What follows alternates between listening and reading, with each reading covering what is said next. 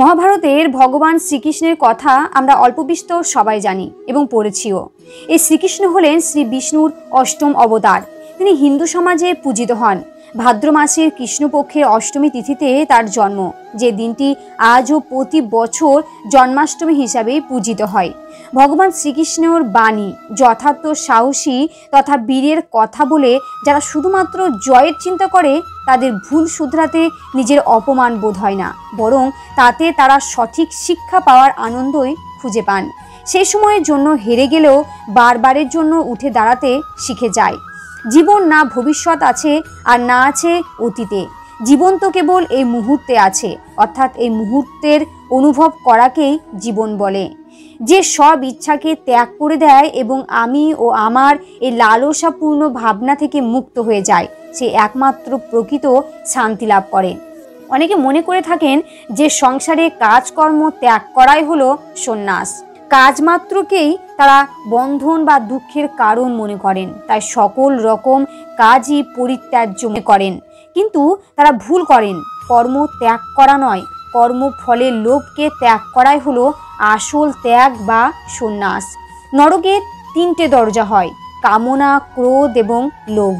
যখন কোনো ব্যক্তি তার লক্ষ্যকে প্রাপ্ত করে ফেলে তখন তার জীবনের সব দুঃখ ঘুচে যায় এবং জীবনে নতুন আনন্দ ও খুশি ভরে ওঠে। যার কাছে সুখ, দুঃখ, মান ও অপমান সবই সমান, সে একমাত্র সিদ্ধ পুরুষ। দুর্বলই কেবল ভাগ্যের দোষারোপ করে আর বীর ভাগ্যকে অর্জন করে। যে কোনো ব্যক্তি যা চায় জীবনে সেটাই হতে পারে যদি সে বিশ্বাসের সাথে সেই বিষয়ের উপর চিন্তা করে। কর্ম করে যাও, কিন্তু ফলের চিন্তা করো না। অহংভাবী মানুষের মধ্যে বিভিন্নতা সৃষ্টি করে। অহংভাবের অভাব থাকলে পরমাত্মার সাথে বিভিন্নতার কোনো আর কারণই থাকে না। যেটা ঘটতে চলেছে সেটা ঘটবেই, যা ঘটবে না তা কখনোই ঘটবে না। এর কারণ নিশ্চয়তাপূর্ণ মনোভাব যার মধ্যে আছে তাকে দুশ্চিন্তা কখনোই কষ্ট দিতে পারে না। বাহ্যিক বস্তুর ত্যাগকে বাস্তবে ত্যাগ বলে না, আন্তরিক ত্যাগই হচ্ছে প্রকৃত ত্যাগ। আমাদের কামনা, মমতা, আসক্তি হচ্ছে বন্ধনযুক্ত, কিন্তু সংসার তা নয়। আত্মার জন্ম নেই, না কখনো মৃত্যু হয়। শরীর নষ্ট হয়ে গেলেও আত্মা নষ্ট হয় না। খালি হাত এসেছো, খালি হাত চলে যাবে। যা কিছু আজ তোমার সেটা অন্যদিন কারো ছিল, পরশু সেটা আর কারো হয়ে যাবে। আজ তুমি যে জিনিস নিজের বলে প্রসন্ন সেটাই তোমার দুঃখের কারণ।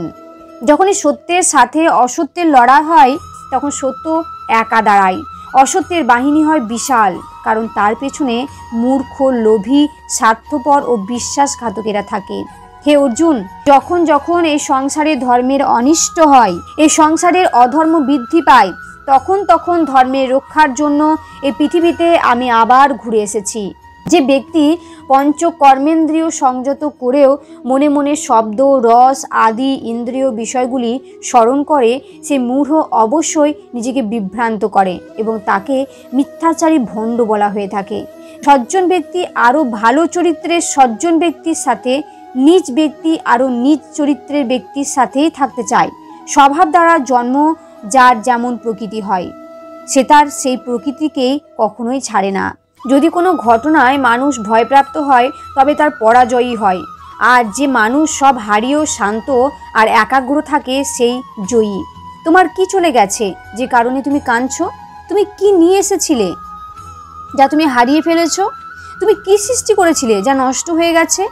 তুমি আসার সময় কিছু নিয়ে আসোনি।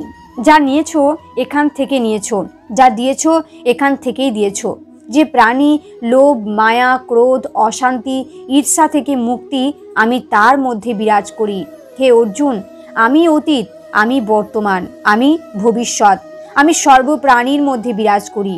যে প্রাণী আমাকে মন দিয়ে স্মরণ করে আমি সর্বদা তাদের পাশে থাকি। শ্রেষ্ঠ ব্যক্তি যেভাবে আচরণ করেন সাধারণ মানুষেরা তার অনুকরণ করে। তিনি যা প্রমাণ বলে স্বীকার করেন সমগ্র পৃথিবী তারই অনুসরণ করে। সর্বদা সন্দেহ করে যাওয়া মানুষের প্রসন্নতা পাওয়া যায় না। এ জীবনে সম্ভব আর না অন্য জীবনে। উৎসাহ এর চেয়ে বড় বল আর কিছুই নেই। উৎসাহী ব্যক্তি জগৎ ও জয় করতে পারে।